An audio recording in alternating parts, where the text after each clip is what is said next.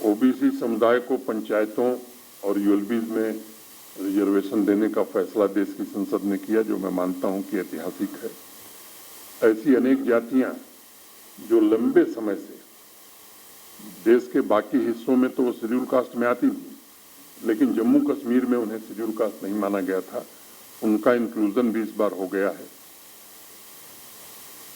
2019 में जब देश के गृह मंत्री जी ने 5 अगस्त 2019 को संसद में अपना वक्तव्य दिया था, तो उस समय उन्होंने एक बात कही थी कि अभी हम शेड्यूल ट्राइब्स में जो लोग लिस्टेड हैं उनको आरक्षण दे रहे हैं, लेकिन कुछ ऐसे लोग जो लंबे समय से इस हक की मांग कर रहे हैं, उनकी एक व्यवस्था बनाएंगे और उसी को लेकर के जस्टिस जीडी शर्मा की समिति बनी थी, उसकी रिकमेंडेशन के आधार पर पहाड़ी और बाकी समुदायों को भी शेड्यूल ट्राइब का दर्जा देकर के लंबे समय की उनकी मांग को भारत सरकार ने पूरा किया है। और जो उसमें सबसे अच्छी बात है, जिस बात को गृह मंत्री जी जब रजौरी में सभा किए थे या बारामूला में, तब भी उन्होंने जोर देकर के कहा था कि ये जो आरक्षण दिया जाएगा, इस आरक्षण से जो इनको पहले से आरक्षण था, चाहे वो गुजर हो, बकरवाल हो, गद्दी हो, सिप्पी हो, इनके आरक्षण पर कोई प्रभाव नहीं पड़ेगा।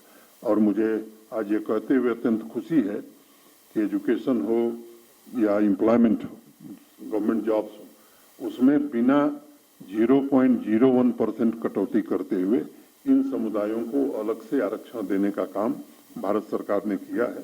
तो मोटे तौर पर मैं कह सकता हूं कि एक सशक्त जम्मू कश्मीर, और जो बात प्रधानमंत्री जी कहते हैं कि सबका साथ, सबका विकास, सबका विश्वास और सबका प्रयास, उस नीति पर जम्मू कश्मीर प्रशासन ने भी बजट और सामाजिक आर्थिक मोर्चे पर भी काम किया है।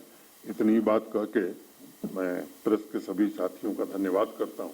होने वाला है और राजनीतिक रोटियां जो सेकना चाहते हैं, उनका काम यही है। जब हम 5 मरला जमीन ऐसे गरीब आदमी को देते हैं जिसकी अपनी छत नहीं है, तो उस पर भी राजनीति होती है। तो मुझे लगता है कुछ लोगों का काम है राजनीति करना और कुछ लोगों का काम है जनता की भलाई करना। दोनों अपना काम करते रहेंगे, ये ध्रुव सत्य है, इसी को आप मान लीजिए। बाकी स्टेट से भी कंपेयर करें इस नंबर को, तो बाकी स्टेट्स में जो कैपिटल एक्सपेंडिचर होता है वो करीब 15 से 20% के बीच में होता है टोटल बजट के, तो उसके अनुपात में ये बहुत अच्छी स्थिति है।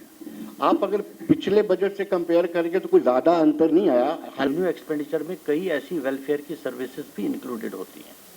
हम जो पेंशन देते हैं लगभग 1200 करोड़, वो रेवेन्यू एक्सपेंडिचर का है। इसी तरह से आयुष्मान भारत जो सारा है वो रेवेन्यू एक्सपेंडिचर में आता है। इसी तरह से कई तरह की स्कॉलरशिप्स, कई तरह की पेंशन्स, कई तरह की और जो योजनाएं हैं भारत सरकार की या जम्मू कश्मीर सरकार की, वो रेवेन्यू एक्सपेंडिचर में आती हैं। तो उनको भी आप वेलफेयर स्कीम्स के साथ ही जोड़ना चाहिए।